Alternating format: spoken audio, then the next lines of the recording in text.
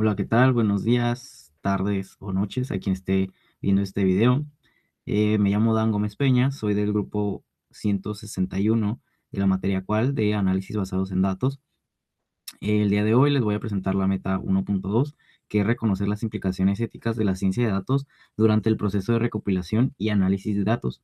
El día de hoy, pues estamos a 26 de febrero del 2022, 26, perdón. Para empezar, pues tenemos los tipos de datos que existen, pero para empezar, pues es importante entender que no todos los tipos de datos son iguales.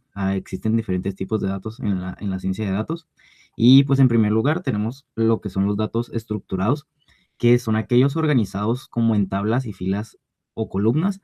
Y pues como ejemplo serían los datos de los bancos o registros de clientes que pueden ser como los de los bufetes de abogados que tienen en su lista de clientes. Pues estos tipos de datos son fáciles de consultar, de analizar y más que nada porque siguen un tipo de formato definido, ¿no? También tenemos los datos que no están estructurados. Estos no tienen un formato fijo y pues pueden ser más que nada como correos electrónicos, publicaciones en redes sociales o documentos PDF. Estos requieren mayor procesamiento antes de poder ser analizados. Y el siguiente tipo de dato que tenemos es el lenguaje natural. Este más que nada que nos incluye un texto o voz humana y para poder analizar este tipo de datos se utilizan técnicas de procesamiento del lenguaje y ya que el lenguaje puede ser ambiguo o depender del contexto. Otro tipo de datos que tenemos es el dato generado por máquinas, que son como los sensores o los registros automáticos de sistemas. Estos suelen generarse en grandes volúmenes y a gran velocidad. También tenemos datos basados en grafos que se enfocan en las relaciones entre entidades como las redes sociales, que es lo que usamos a día a día. Y finalmente, pues tenemos los datos de audio, imagen y video que requieren técnicas avanzadas de inteligencia artificial para su análisis. Ahora, ¿qué es el flujo de trabajo de la ciencia de datos? Según Talent, es el proceso que permite transformar datos en información útil para la toma de decisiones. Incluye varias etapas organizadas que van desde la definición del problema hasta la implementación de soluciones. Este proceso es cíclico, ya que en muchas ocasiones es necesario volver atrás para ajustar modelos o mejorar los datos.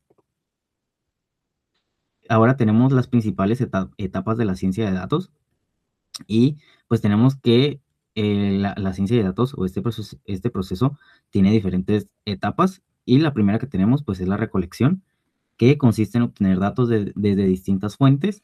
Después tenemos la preparación, que implica limpiar los datos, eliminar errores y organizar la información, que eso ya lo hemos visto en semestres pasados, cuando limpiamos las bases de datos y luego las pasamos, ¿no? El procesamiento, que es transformar los datos para que puedan analizarse correctamente.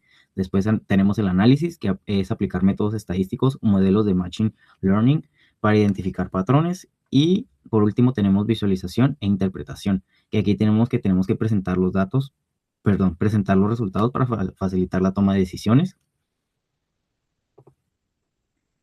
Y después tenemos manera de recopilar los datos, que los datos se pueden recopilar mediante encuestas, sistemas internos, redes sociales, sensores, APS o bases de datos abiertas. Es fundamental que la recopilación de datos respete principios legales y éticos, especialmente cuando se trata de información personal, porque pues sabemos que la información personal suele ser un punto muy delicado en este punto de la sociedad, perdón. Ahora seguimos con la presentación y ahora tenemos formatos en donde se pueden encontrar los datos.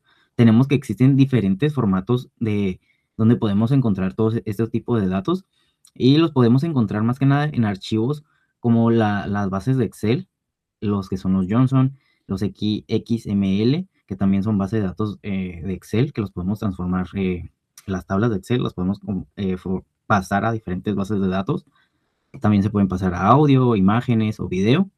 El tipo de formato depende del tipo de dato que vayamos a utilizar o que requiramos, el origen, y pues se determina cómo será procesado y almacenado. Ahora tenemos las maneras de almacenar los datos, que tenemos dos, que es la base de datos, que está diseñada para gestionar operaciones diarias y permite insertar, actualizar y consultar datos constantemente.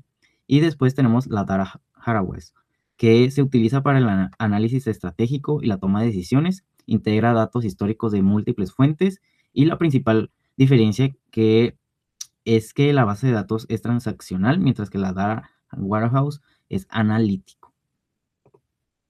Ahora tenemos los aspectos éticos que debemos de considerar al almacenar datos.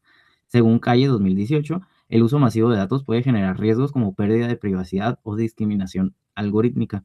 Por su parte, Buenadicha 2019 destacan principios clave como la protección de la privacidad, transparencia, consentimiento informado, minimización de datos, seguridad, no discriminación y responsabilidad en decisiones automatizadas. El manejo inadecuado de datos puede afectar derechos fundamentales, por lo que la gestión ética debe estar presente en todo el proceso de la ciencia de datos. Y esto nos lo dice Buenadicha 2019. Y aquí están las referencias consultadas de la información presentada en estas diapositivas. Muchas gracias por su atención.